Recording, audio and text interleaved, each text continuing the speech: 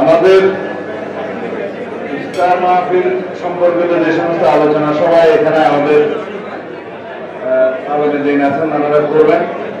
আমরা রাজনৈতিক দুই একটা কথা বলেই সময় সংক্ষিপ্ত বক্তব্য শেষ করব। বাংলাদেশের ইতিহাসে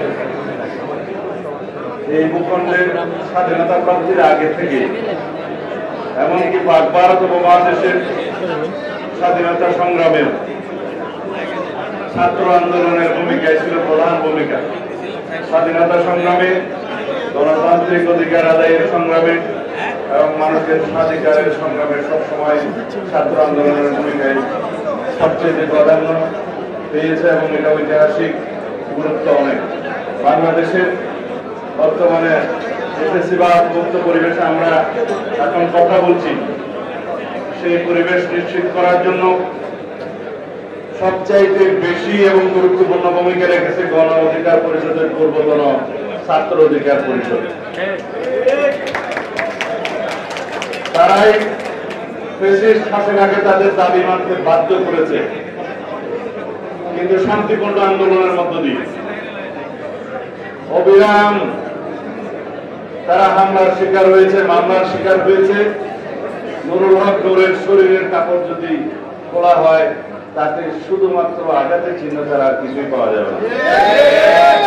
ছাত্র অধিকার পরিষদের সেই সফল আন্দোলনের পরে বাংলাদেশের মানুষ প্রত্যক্ষ করেছিল আরেকটি কিশোর আন্দোলন, ছাত্র আন্দোলন, সেটা নিরাপদ সড়ক আন্দোলন। সেটা অত্যন্ত সফলতার সাথে তারা সরকারকে দাবি মানতে বাধ্য করেছিল। এর মধ্য দিয়ে সামাজিক আন্দোলনের মাধ্যমে যে রাজনৈতিক আন্দোলন সফলতা লাভ করে সেটা ইতিহাস গড়ল পরবর্তীতে তাদেরই উত্তরসূরিরা তারা বৈষম্যহীন ছাত্র আন্দোলন, বৈষম্য বিরোধী ছাত্র আন্দোলনের ব্যানারে আন্দোলন সংগ্রাম করে সেই বৈষম্যের আন্দোলন সংগ্রামের ছাত্র আন্দোলনের পিছনে বাংলাদেশের সমস্ত গণতান্ত্রিক শক্তি, সকল রাজনৈতিক শক্তি এবং আপামর জনসাধারণ, সকল শ্রেণী পেশার মানুষ সমর্থন জুগিয়ে সক্রিয়ভাবে অংশগ্রহণ করে ফ্যাসিস্ট মুক্ত করেছে বাংলাদেশে।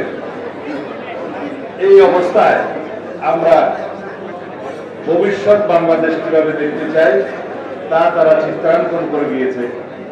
তারা তাদের যারা শহীদ হয়েছে তাদের আকাঙ্ক্ষা এবং তাদের প্রত্যাশা সারা বাংলাদেশের মানুষ এখন ধারণ করেছে, আমরা ধারণ করি।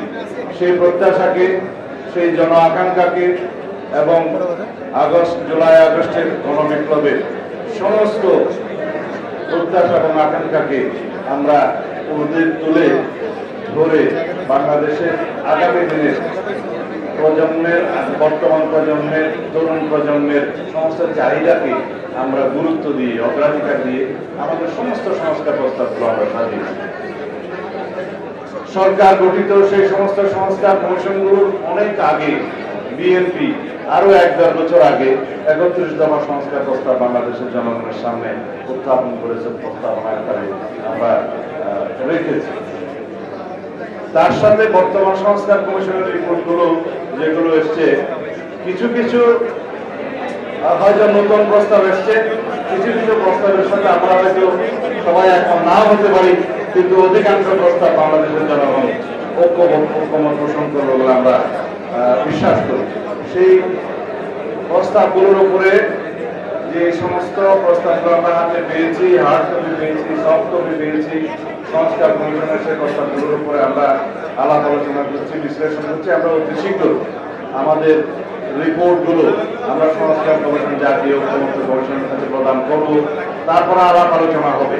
কিন্তু এইখানে আমাদের একটা বিষয়, সংস্কার প্রস্তাব ঐক্যমত্য পোষণ করা এবং ঐক্যমতের ভিত্তিতে, জাতীয় ঐক্যমতের ভিত্তিতে সেই সংস্কারগুলো আমরা গ্রহণ করা, সেগুলো বাস্তবায়ন করা, এগুলো দীর্ঘ সময়ের ব্যাপার। এটা স্বল্পমেয়াদী, দীর্ঘমেয়াদী, মধ্যমেয়াদী সংস্কার বাস্তবায়নের বিষয়। কিন্তু ইতিমধ্যে আমাদের জাতীয় সংসদ নির্বাচনের জন্য সমস্ত প্রস্তুতি নিতে হবে, যেটা ইতিমধ্যে বাংলাদেশ জাতীয় সংসদ নির্বাচনের জন্য যে নির্বাচন কমিশন, তাদের রেসপন্সিবিলিটি, তারাও কাজ প্রায় গুছিয়ে আনছে। তাদের বক্তব্য অনুসারে আগামী ডিসেম্বরকে সামনে রেখে তারা তাদের কর্মকাণ্ড নির্বাচন অনুষ্ঠানের জন্য জাতীয় সংসদে তারা এগিয়ে যাচ্ছে। এখন কিছু কিছু বিষয়ে বিতর্ক উঠছে, কোন নির্বাচন আগে, কোন নির্বাচন হওয়া উচিত।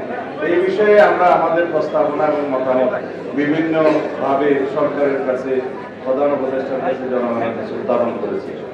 জুলাই গণ অভ্যুত্থানের আকাঙ্ক্ষা ছিল এই দেশে স্বৈরাচার মুক্ত হয়ে গণতান্ত্রিক শক্তিশালী একটি গণতান্ত্রিক রাষ্ট্র নির্মাণ করা এবং জন আকাঙ্ক্ষাকে আমরা ধারণ করে সেই রকম একটি রাষ্ট্র নির্মাণ করা, যেখানে থাকবে না কোনো বৈষম্য, সাম্যের ভিত্তিতে একটি গণতান্ত্রিক এবং ন্যায় বিচারের বাংলাদেশ প্রতিষ্ঠিত হবে স্বাধীনতার ঘোষণাপত্রের চাহিদা অনুসারে এবং বর্তমান প্রজন্মের চাহিদা অনুসারে, তাদের প্রত্যাশা অনুসারে একটি শক্তিশালী বৈষম্যহীন গণতান্ত্রিক রাষ্ট্র নির্মাণের জন্য তারা ব্যাপকভাবে সংস্কার চায় এবং সেই সংস্কারের সাথে আমরাও একমত হব ইনশাআল্লাহ, যে সমস্ত সংস্কার জনকল্যাণমুখী হবে এবং দেশের জন্য কল্যাণকর হবে, এখানে কোনো সন্দেহ নাই।